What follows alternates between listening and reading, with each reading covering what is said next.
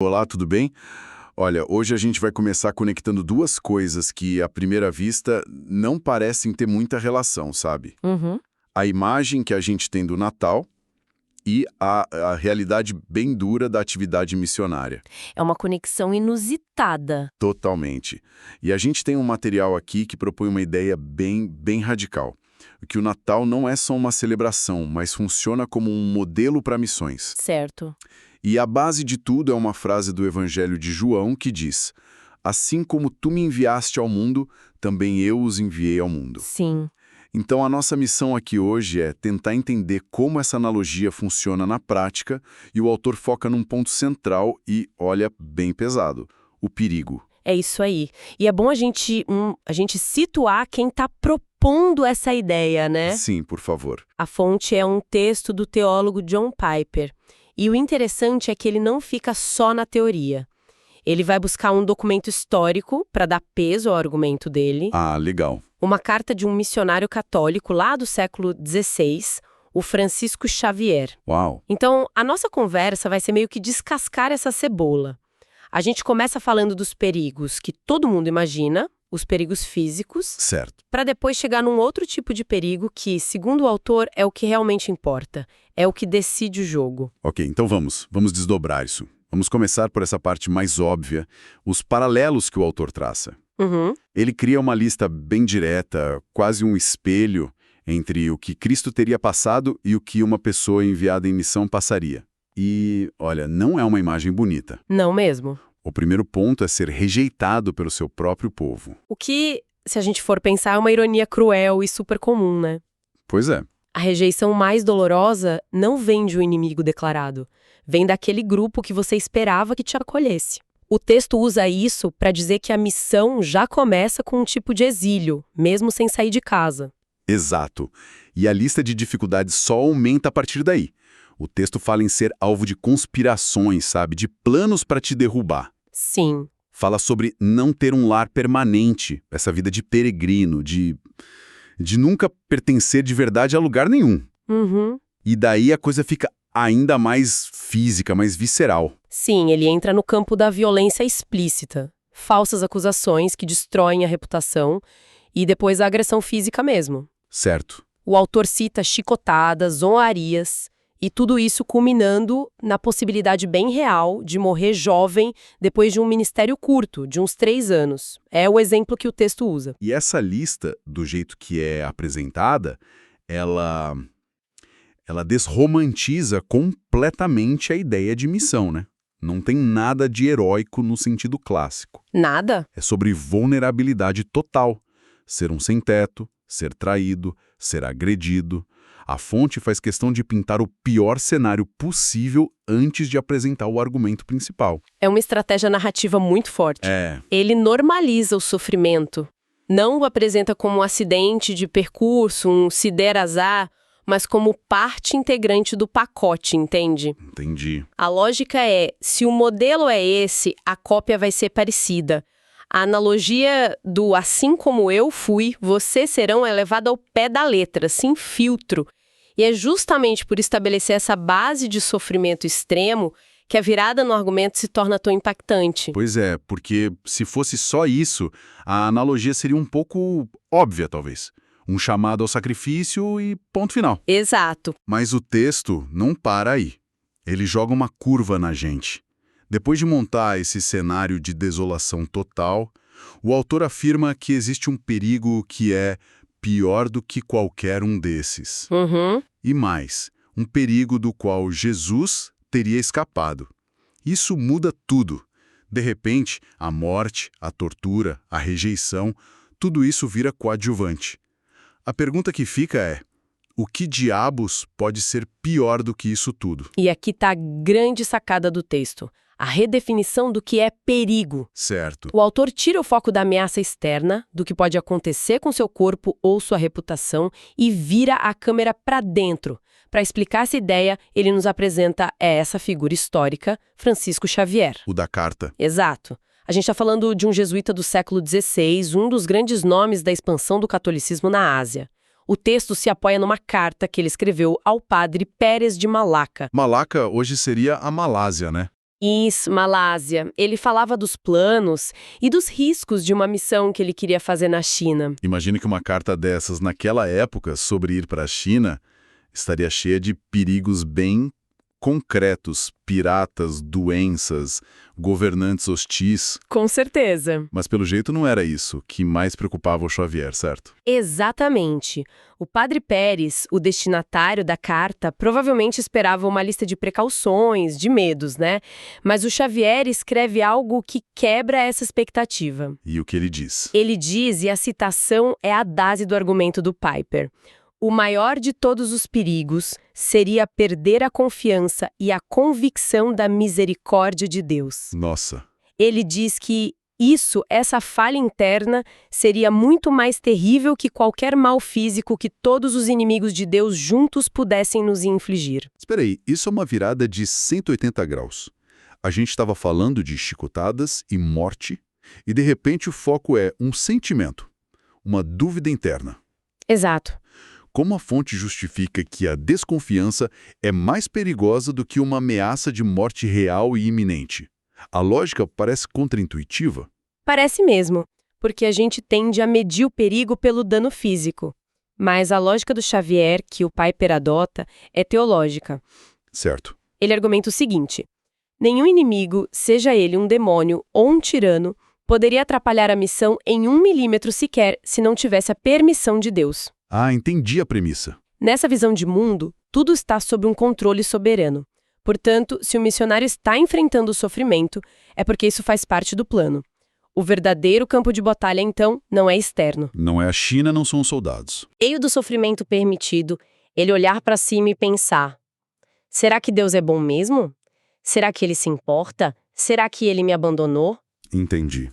Então o perigo não é o sofrimento em si, mas a interpretação que se dá a ele. Exato. É a possibilidade de o sofrimento te fazer romper com a crença que te levou até ali. A falha catastrófica não é ser capturado pelo inimigo, mas ser capturado pela própria dúvida. Precisamente. A desconfiança na misericórdia de Deus é apresentada como a implosão.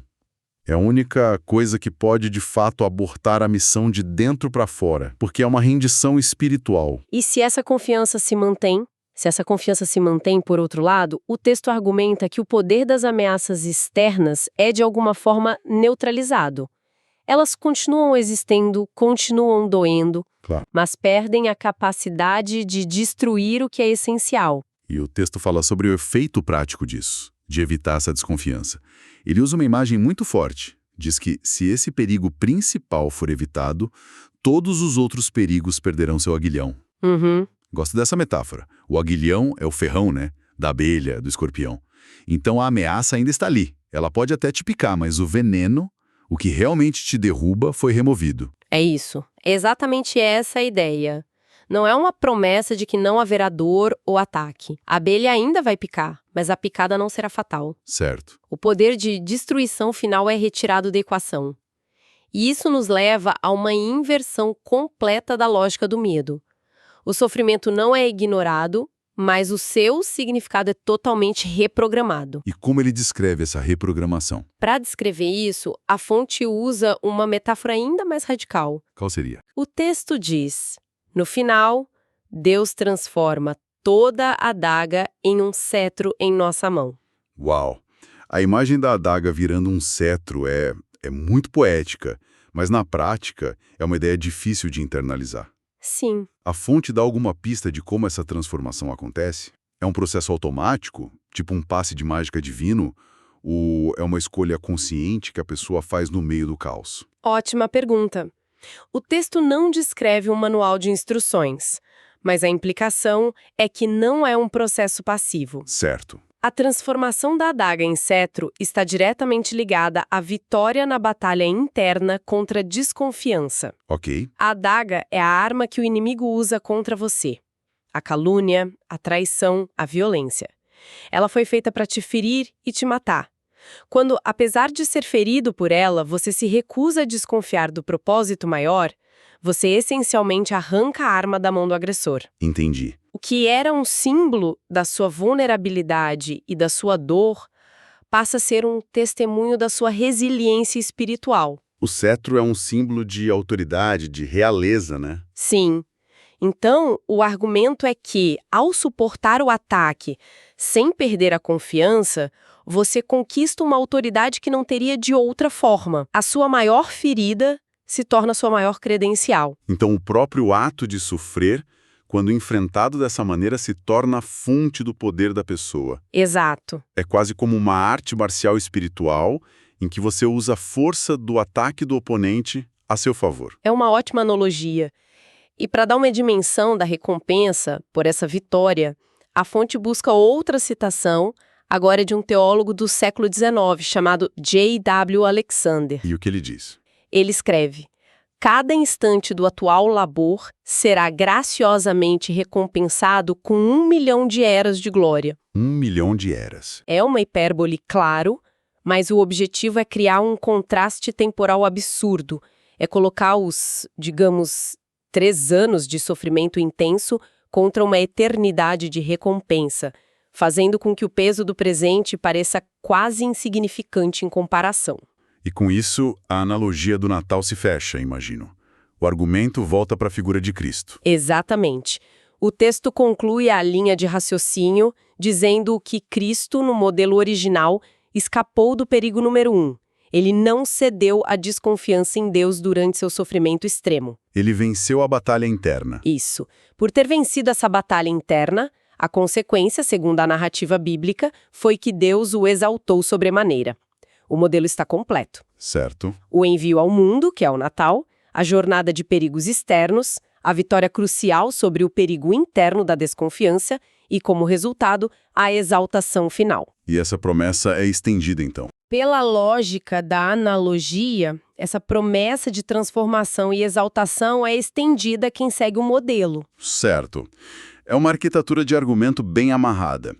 A exaltação não é vista só como um prêmio pela obediência, mas especificamente pela resiliência espiritual diante do que o texto define como o único perigo real. Sim, essa é a chave. Não é sobre aguentar a dor passivamente, mas sobre manter a confiança ativamente no meio da dor. É essa qualidade de confiança que, na visão da fonte, qualifica para a recompensa. Ok, vamos tentar juntar as peças então. Foi uma análise bem densa, focada em ressignificar completamente as ideias de risco e recompensa dentro dessa visão de mundo. Exato. Se a gente for resumir, o primeiro ponto é que a fonte usa o Natal, o ato de ser enviado ao mundo, como grande modelo para a prática missionária. Certo. Segundo, esse modelo não é nada romantizado. Ele implica em passar por perigos muito parecidos com os da narrativa de Cristo. Rejeição, perseguição, violência, até a morte. Um cenário bem sombrio. Aí vem o terceiro ponto, que é a grande virada do argumento. O maior perigo não é nada disso. Não é a morte, não é a tortura. O perigo supremo é interno. Uma batalha espiritual. Isso! Contra a desconfiança na bondade e no plano de Deus. E por último, o quarto ponto. Vencer essa batalha interna, manter a confiança, tem um efeito transformador. Segundo o texto, isso não só tira o veneno das ameaças externas, transformando o sofrimento em um símbolo de vitória, a adaga que vira cetro, como também promete uma recompensa de glória que anula todo o sofrimento passado. Perfeito. A lógica interna do argumento é essa. Uma análise que, no fim das contas, é menos sobre missões num lugar distante e mais sobre uma batalha que acontece dentro da mente humana, sob pressão. E isso levanta uma questão importante, né? Qual? A fonte usa uma figura histórica, o Francisco Xavier, enfrentando perigos gigantescos num contexto de séculos atrás. Mas o argumento principal tira o conflito do campo de batalha externo e o coloca totalmente no campo interno. Certo. A questão que fica para a gente pensar é, se a luta mais significativa é contra a própria desconfiança, em que outras áreas da vida, muito além da missão religiosa, essa mesma dinâmica de perigo interno versus externo pode ser o fator decisivo? Onde mais o maior risco que corremos não é o fracasso, a perda financeira ou a crítica dos outros, mas sim a perda da nossa própria convicção interna no meio da tempestade.